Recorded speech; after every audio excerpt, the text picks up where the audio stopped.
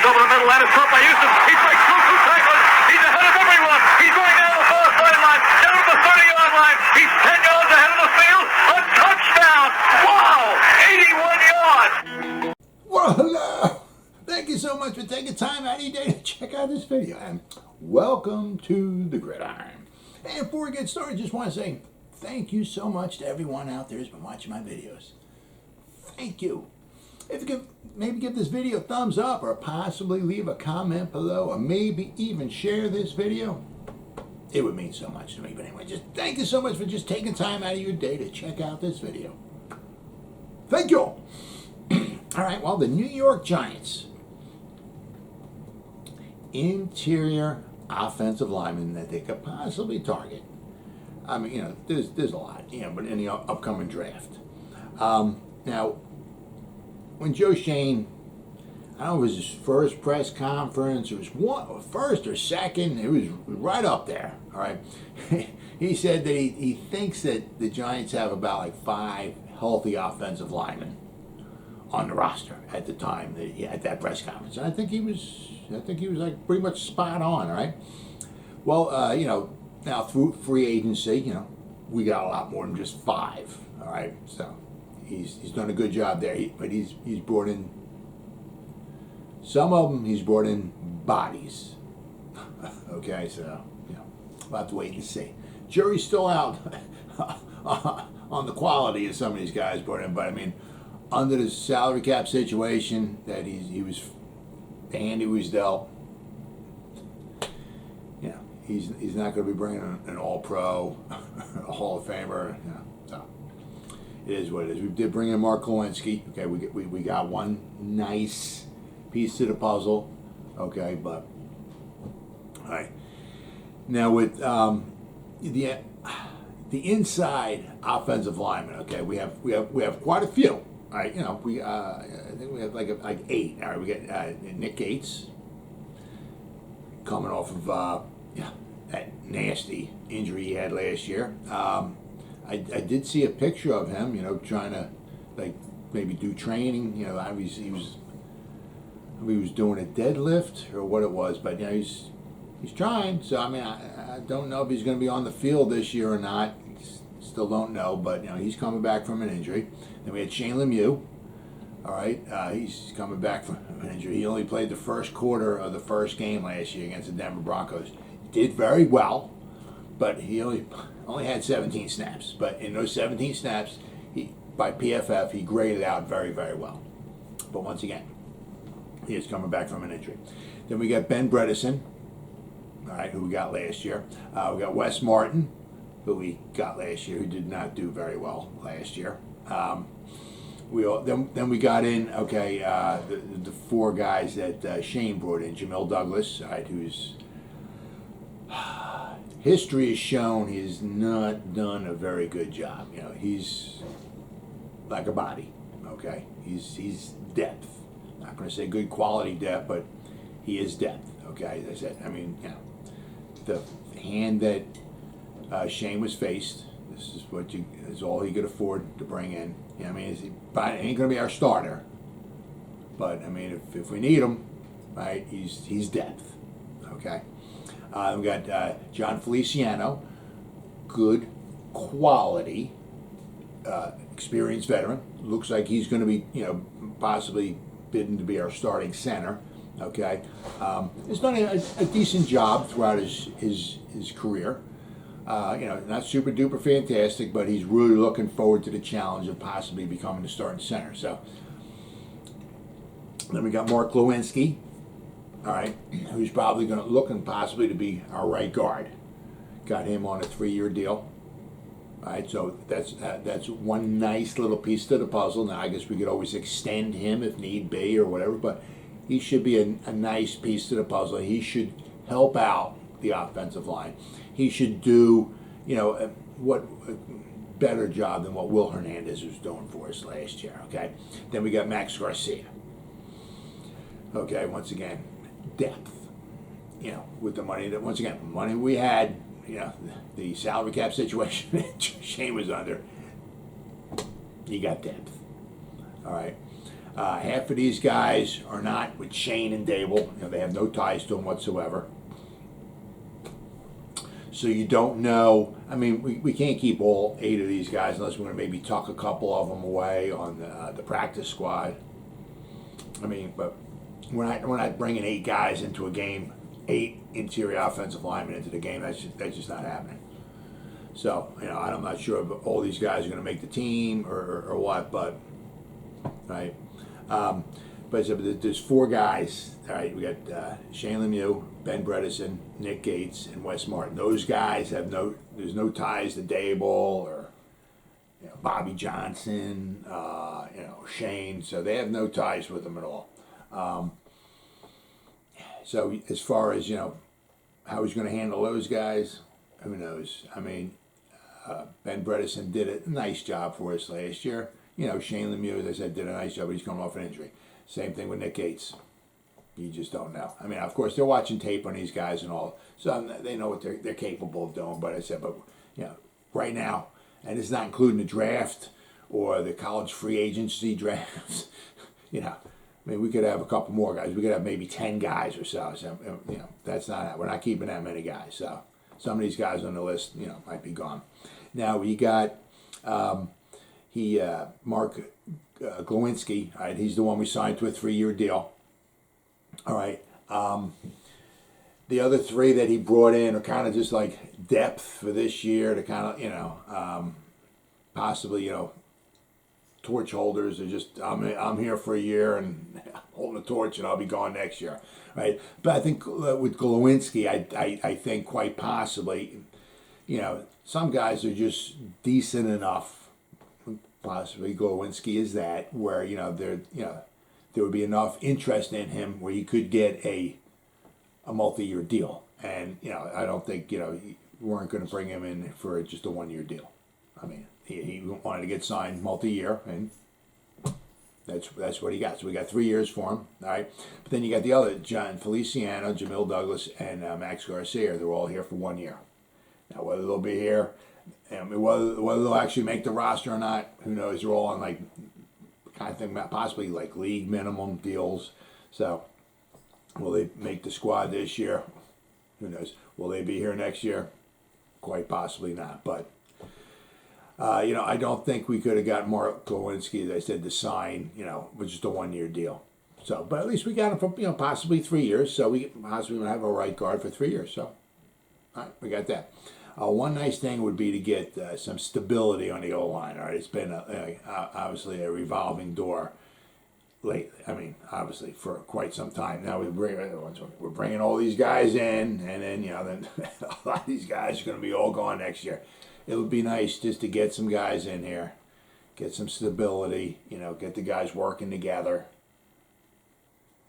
I mean, injuries happen, and you need depth. I get that. So maybe some of the depth players, maybe might come and go. But it would just be nice to get some, 5, 6 guys, and maybe you keep for a couple of years in a row. Wouldn't that be just unbelievable? I mean, it's like every year, it's like you got different guys. I mean, it's just hard to build anything, a team, anything when you got totally different guys every year. Now the Bills, did not draft an offensive lineman when Shane was there from 2017 to 2021 in the first round. Now Shane came in May of 2017, so he missed the 2017 draft. All right, but Brandon Beane, all right, from 2017 to 2021, all right, those 5 drafts, they didn't draft an offensive lineman in the first round. All right. Now, consensus has it, I mean, what you just keep hearing and all, the Giants are really kind of, got a good chance they're going to pick an offensive lineman at number 5 or number 7. Now, the thing is if they trade either one of their picks, either 5 or 7, for them to trade number 5, it's going to have to be a nice, they're going to have to get a nice little haul of draft picks to trade away number 5, because at number 5, chance what I'm hearing they'll have a shot at either two of the 3, Cross, Aquanu, or Neal. just from what I'm hearing. I mean, you have obviously no idea what's going to go on draft night, but just what I'm hearing, the consensus is that the Giants will have a good chance of getting 2 out of those 3 guys. All right, and just from what you're hearing, what I'm hearing, listening to the podcast and all that, the Giants are, got a good chance of taking a tackle at number 5 or number 7. Now, at number 7, the Giants could trade that one, and they would still have, they're a nice pick at number 5. Now, they could trade neither one. And if they stick at number 5 and number 7, I'd have a hard time seeing them going back-to-back defensive players. Although we do need help on the defense, but, we're trying to get the offensive line fixed. And, if you can get 2 bookend tackles, that would be absolutely fantastic. Now, so the Bills, they drafted offensive linemen from 2017 to 2021, the last 5 drafts. Okay, they drafted 2 of them in the 2nd round. All right, they drafted an offensive lineman, 1 in the 3rd round. They drafted 2 offensive linemen in the 5th round. And they drafted 1 in the 7th round. Right, but they did not take an offensive lineman in the 1st round. So, if they obviously have, you can get good quality offensive linemen in the 2nd round for sure, but they didn't place that high of a, emphasis on getting an offensive lineman in the 1st round. But, it looks like Shane might be breaking that trend. So, obviously, I have to wait and see. Draft's only 3 weeks away, guys. Unbelievable. Less than 3 weeks. Unbelievable, dude. I love it. But, obviously with picks 5 and 7, if we keep both of them, we got a good chance, all right, of getting an offensive tackle in the with one of those 2 picks. Now, we're not getting an interior offensive lineman, with one of those 2 picks. The only way we would get an interior offensive lineman, with one of our 1st round picks is if we trade back. All right, and we'd have to trade back. It would have to be, with maybe the Saints. Well, actually, the Saints, they traded their 2 picks. The Saints they might trade those 2 picks just to move up. So, we're not sure. But the Saints got 2 picks in the teens, and then you got the Steelers at number 20. And honestly, just from what I'm hearing, there's the big 3. Okay, Zion Johnson, you got Tyler Linderbaum, all right, and you got Kenyon Green. All right, and I think Kenyon Green, I'm not sure if he's in the top 20, but maybe Zion Johnson. And I heard possibly some people talking about Tyler Linderbaum. Yeah, well, I'm very interested to find out exactly where he's going to wind up going. But, even at number 20, I don't even know if they take an interior offensive lineman. Honest with you, they would have to trade pretty far back. Now, with their 2nd round pick, right? Now, this is where, the interior offensive lineman, one of these 3, because they won't all be gone by the time they get to the Giants with their 2nd round pick. You got Tyler Linderbaum. I'm hearing all kinds of things, about him having a fantastic, season.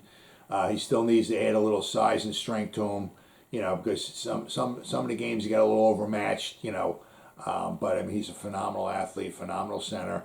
He's got short arms. Now I'm not sure, how far he's going to fall down. Is he going to be a very late pick in the? That's my dog. Very late pick in the 1st round. Is he going to make it to the 2nd round? Who knows? Obviously the Giants could also trade up for him and try to get somebody, in the 1st round too. Trade up. Yeah, it's possible, but the top center is Tyler Linderbaum. All right, he graded as PFF. They graded him at a 95.4. All right, he's just, absolutely, grade-wise, absolutely fantastic. The best center prospect we've seen in the PFF college era. That's saying so. Okay, we're not going back 30 years. I think it's 2000. I forgot what it was. Back to 2014, they started grading him. I think it was. He is already the highest graded center in the country in 2020, but he took his game to a new heights in 2021, earning a overall grade of 95.4. They have him here as a top 10 pick. I would be shocked if he goes in the top 10. Absolutely shocked. I would possibly the top 20. That's quite possible, but the top 10 pick, nah, I don't see that. Okay, here it is. They said Linderbaum is the best center prospect we've seen at PFF since we started grading college in 2014. So, you go back to 2014, he's the best. He was the highest graded FBS center in both 2020 and 2021. He allowed 3 pressures in all of 2020. Let's see. Okay. All right. In 2020, he allowed 2 hits and 1 hurry in 545 snaps. This year, 908 snaps, he allowed 1 sack, 2 hits, and 4 hurries. He graded out 95.4. I mean, just absolutely phenomenal. But all of his snaps are at center. Right, so he's a center. Short arms, right, center. But, I mean, who knows? I mean, Feliciano ain't going to be here forever. You don't know if Nick Gates is ever going to be back and healthy enough to play center ever again. You don't know. But, I mean, if the Giants maybe have a chance of maybe Tyler Linderbaum, you have to wait and see. Teams, hold value on, different positions higher. I mean, you get maybe the best center in college football staring you right, or you can take a really good cornerback, and some teams might, I'll take the cornerback, because cornerbacks are very hard to come by. A good quality, obviously centers are too, but some teams just grade them, value centers higher than other teams, so be interesting. But I mean, Tyler Linderbaum is somebody that the Giants could target. Then the other one, you got Zion Johnson from Boston College. All right, he's a guard. All right. He said he started his career at Davidson before transferring and starting the last 3 years at guard for Boston College. His physicality took a noticeable leap in 2021, and he allowed only 6 pressures. Very, very impressive. His stats. He allowed 3 hurries, 2 hits, and 1 sack in 777 snaps. So, very, very run blocking grade 84.4. His pass block grade 81.6. I mean, very, very, very impressive. I mean, he played a little left tackle, but mostly he played left guard. He played 702 snaps to left guard. So he's, he's somebody. I don't know if he's going to get out of the first round. And the Giants, if they're waiting in the second round, I think they might have to trade up to try to get this guy. I mean, he's really pretty good. And then the third one, all right, is Kenyon Green, all right, from Texas A&M. 6'4", 323. Green will not only be coveted for his absurd movement skills for a 325-pounder, very impressive, but also because he started at every single offensive line position except for center in 2020. Can you imagine that? He played 4. He started 4 out of 5 positions in the offensive line except for center. He can get the job done at either tackle or guard. So, I mean, if you draft, you can put him at tackle, but, you might bring him in there at guard. I mean, that's, absolutely phenomenal. Let me see his stats here. Let's see, 81 at left tackle, 408 snaps at left guard, 106 at right guard, 142 at right tackle. So, he allowed 1 sack, 2 hits, and 7 hurries in 737 snaps. So very, very flexibility. Very, very, very, very important. So he's somebody that might make it to the Giants in for their second round pick. I mean, if we can get, we got Andrew Thomas, if we can get Neal or Aquan or a Cross, and if we can get maybe Kenyon Green or Gar, I mean, whew, man, I'm not saying we'd be set for life, but if you had 3 out of 5 guys, I mean, that'd be really, really impressive. Then you got a drop off. Okay, got these top 3 guys, and then you got a drop off. And this is in no particular order. This is just the order that PFF has them in. Okay, I'll just go over a few more guys. You got Dylan Parham. All right, he's from Memphis. Let's see, he's a guard. All right, now with him, he's an athletic interior offensive lineman who has played well at multiple positions over his career. So flexibility, so that's very, very good. He earned a 90.6 overall grade at right tackle in 2020. Very impressive. And then before he had a 78.8 mark at right guard in 2021. So he's graded out high at a couple different positions. So that's absolutely fantastic. All right. He only allowed one pressure on 55 pass blocking snaps to Houston's Logan Hall in 2021. So that's pretty impressive. All right, he'll end up at either guard or at center in the NFL. Now they have him possibly as a third rounder, Dylan Parham, all right, from Memphis. Then you got Donovan West, all right, from Arizona State. He's a center, okay, but he's a little bit of a drop off from Linderbaum. All right, West started ever since his freshman year in 2019. Very impressive. While he played guard in 2020, he started center this past season and likely profiles best to that position in the NFL. All right. They don't have much on him as far as any stats at all or anything. But in 760 snaps, okay, they were all at center. 760 snaps at center. He allowed 1 sack and 4 hurries. No hits. So, very, very impressive. I mean, he played what do we got? Played Colorado, Brigham Young, UCLA, Stanford, Utah, Washington State, USC, Washington, Arizona. So, I mean, he played some decent, he went up against some decent competition. So, Donovan West, possibly maybe in the third round as a center, right? He's not as good as Tyler Linderbaum, but somebody to keep your eye on. Then you got Cole Strange from Chattanooga. Yeah, love it, baby. He's a guard. It doesn't take long to pick out Strange along the offensive line when watching Chattanooga's tape. He has elite explosiveness for an interior lineman. His 78.8 overall grade against Kentucky this past year leaves a lot to be excited about what he could be. All right. He's 6'5", 307 pounds. He could put on a little bit more weight. All right. But from Chattanooga, 697 offensive snaps. He gave up 1 sack, 1 hit, and 3 hurries. All right. Cole Strange from Chattanooga. Love it. I love it. All right. So, I mean, he graded out an 86.3. I mean, he didn't obviously go against the strongest competition in the world, but, maybe, you get him, you put some more size on him, a little more strength, give him a year or two, and, you don't know. And this other guy I've heard quite a bit is like the third center, Luke Fortner, all right, from Kentucky. All right. Fortner is a multi-year starter with some of the most extensive experience at all 3 interior positions you'll see in this draft class. Flexibility, huge, huge. He's played at least, this is huge. I read this, I was like, oh, I love it. He's played at least 600 snaps at left guard. He's played at least 600 snaps at center, and he's played at least 600 snaps at right guard. 18, all 3 interior offensive line. Fantastic. Luke Fortner, 6'4", 307. He could use maybe a little more size, a little more strength, obviously. But let's see, stats here. This year, 848 snaps. He gave up 2 sacks, 1 hit, and 2 hurries. This year he played all 848 snaps, was all at center. But absolutely fantastic. I mean, flexibility. Fantastic. I mean, and he's going up against some good. I mean, look. I mean, my God. Let's see. He's going up against Florida, LSU, Georgia, Tennessee. Vanderbilt. Looks like Louisville, Iowa. I mean, so he's going up against some good quality opponents.